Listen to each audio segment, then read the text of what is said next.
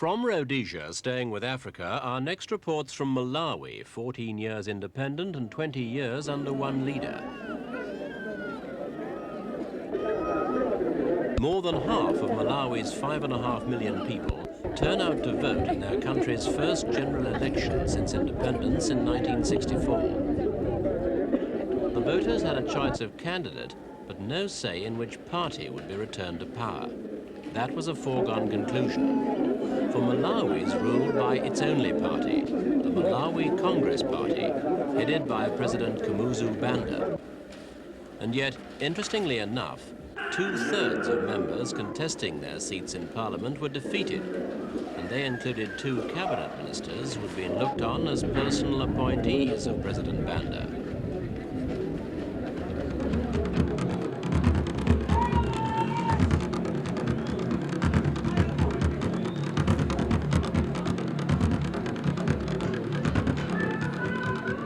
These celebrations marked not only Malawi's independence, but the anniversary of President Banda's return from years of self-imposed exile in Britain and Ghana. It's 20 years since then, and there's no sign that his power is diminishing, nor his popularity, if this display was anything to go by. Banda's an authoritarian leader, a president for life, and determined to steer his country on an independent course. A policy that's caused frustration and despair among his neighbors, but created enviable stability at home. Apart from his fly whisk, even his dress is conservative.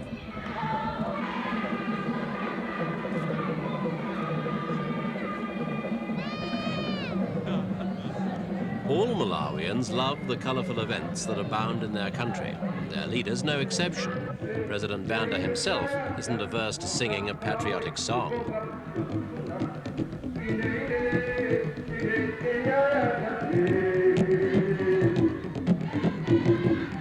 Malawi's womenfolk enjoy a degree of emancipation rare in black Africa. The president's particularly popular with his country's women, who hail him as a lion and a conqueror. These anniversary celebrations were held in Blantyre, a major city but not the capital. Since 1975, that's been Lilongwe, further north. The creation of a brand new capital has been one of the favorite projects of the president, who's been supervising it for 10 years. He shrewdly persuaded foreign countries, including South Africa, to put up the money for it. The new road, rail and air links that have come with the capital will help open up the country, especially the north, which is still relatively undeveloped.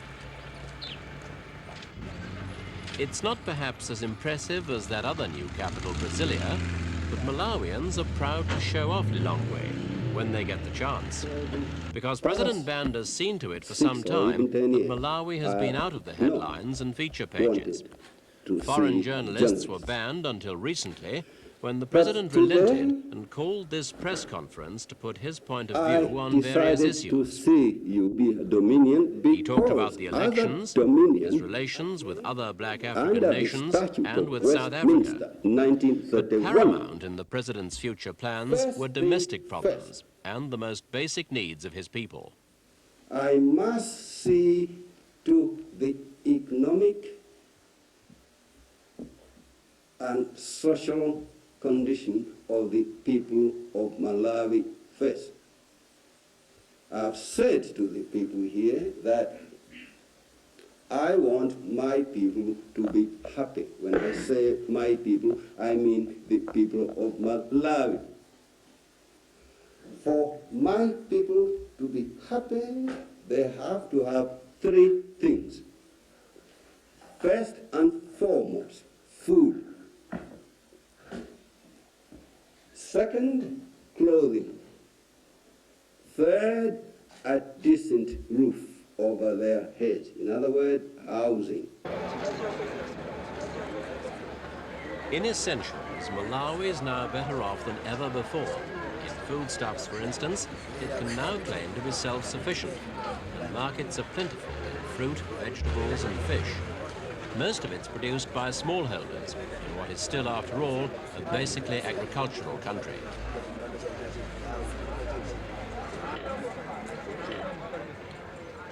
Malawi hasn't fallen into some of the common traps which face developing countries. A scheme guaranteeing farmers fair prices for their produce is one way of ensuring they produce enough to feed not only themselves, but the population as a whole. So while few people have money for luxuries in Malawi, no one actually goes hungry. The standard of living is rising all the time.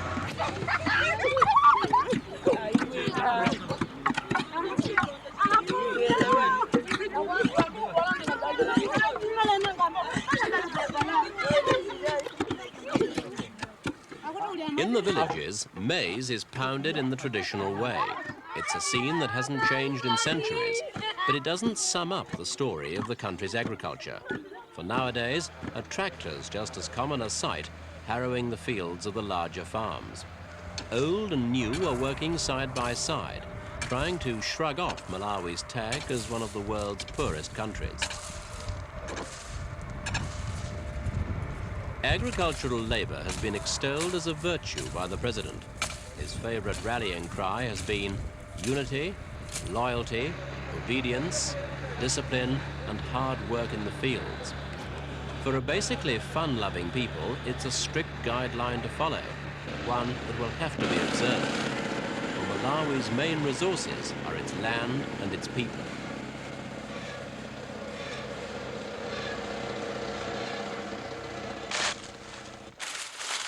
Maize, the staple food crop, is grown on a large scale. This farm's owned by Dr. Banda himself. The estate manager here is a white Rhodesian, one of many who've left terrorist-affected areas in their own country to help run farms for Malawians. But most Rhodesian white immigrants work in tobacco, which has become one of Malawi's big export crops, together with tea and sugarcane.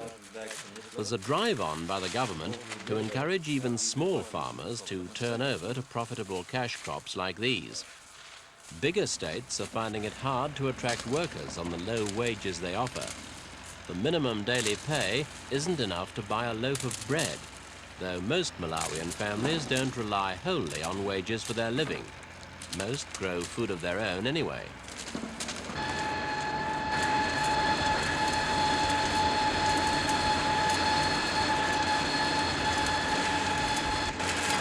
There are better wages to be earned in industry, but payrolls are still low enough to encourage foreign investors. Major companies and banks from Canada, France, Britain, even South Korea, as well as South Africa, are falling over themselves to invest in Malawi. That's mainly because President Banda has always insisted on the prompt repayment of foreign loans. And with Malawi's cheap pool of labor, overheads can be kept satisfyingly low.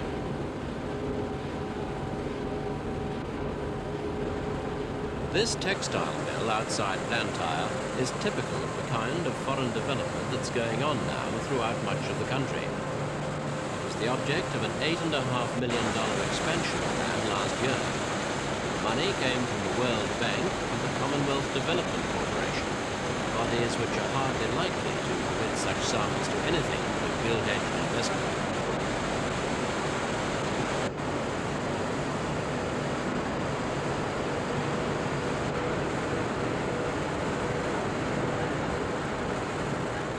Using 30,000 bales of domestically grown cotton every year, the mill produces 17,000 miles of cloth, and its prices are competitive with those of rival countries including Pakistan, India, Hong Kong, Brazil and Portugal. Malawi's exports, like its imports, are heavily dependent on neighboring Mozambique, with its outlets to the sea. Containers offloaded here come from the Mozambique port of Nacala. Being landlocked, Malawi is very vulnerable to future political change which could effectively block this lifeline. It's also a busy transit route for Zambian products on their way to the coast. One of Malawi's most important trade links by rail, road and air is with South Africa. A strange sight in the supermarkets of Malawi, row after row of foods from South Africa. Strange because member states of the Organization of African Unity have long boycotted South African goods as a retaliation against Pretoria's policy of apartheid.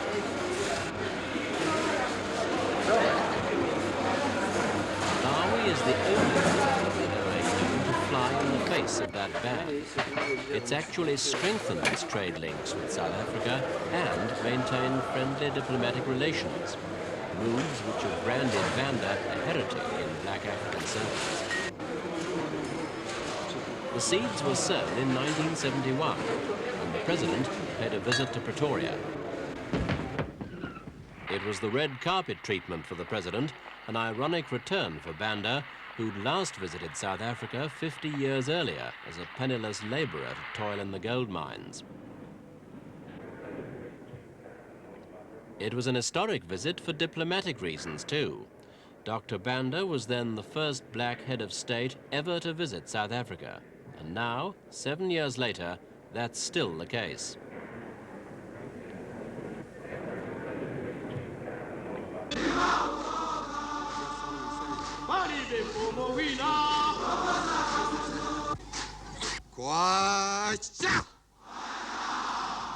Freedom! Freedom! Since '71, Banda's friendship with South Africans has been criticized as weakening opposition to apartheid. But the Malawian leader insists that he too opposes apartheid. Even so, he says he can't accept that isolating South Africa can help the black man's cause. I deal with South Africa openly, not because I agree with the policy of South Africa. No, not at all. When I went there, I was amazed because the Africans here, African leaders, said that the Africans of the Union or the Republic would throw stones at me. Just the opposite. Thousands and thousands, literally, came to see me. For the first time, black and white in South Africa came together because I was the attraction.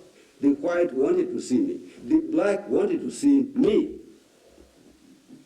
So much so that as a result of my being there, for the first time, top South African political leaders ate at the same time with Africans. As I am speaking to you, I'm getting letters from both black and white South Africa saying, you do not know what you have done for us. Your coming here did us a great deal of good. Please come again. When are you coming again? Because things have improved since you were here. We know that if you came again, they would improve even more. President Banda was clearly a welcome visitor to South Africa, and the situation works in reverse. For Malawi is one of the few African countries where South African tourists are encouraged to spend their holidays. Lake Malawi is particularly popular with them, and with Zambians and white Rhodesians as well.